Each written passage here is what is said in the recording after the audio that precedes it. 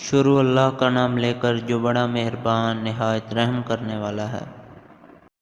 رسول اللہ صلی اللہ علیہ وآلہ وسلم نے فرمایا، صدقہ کرنے سے مال کم نہیں ہوتا اور معاف کرنے سے عزت میں اضافہ ہوتا ہے۔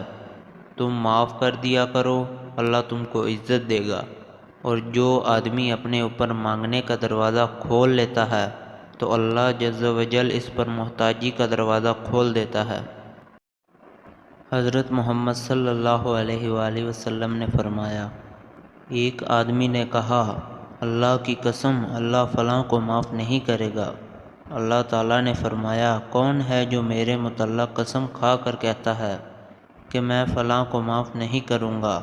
میں اس کو معاف کرتا ہوں لیکن تیرے سارے اعمال ضائع کرتا ہوں۔ رسول اللہ صلی اللہ علیہ وآلہ وسلم نے ارشاد فرمایا، جس نے میرے بعد کسی مسلمان کا دل خوش کیا اس نے مجھے میری قبر انور میں خوش کیا، اور جس نے مجھے خوش کیا اللہ تعالیٰ اسے قیامت کے دن خوشی عطا فرمائے گا۔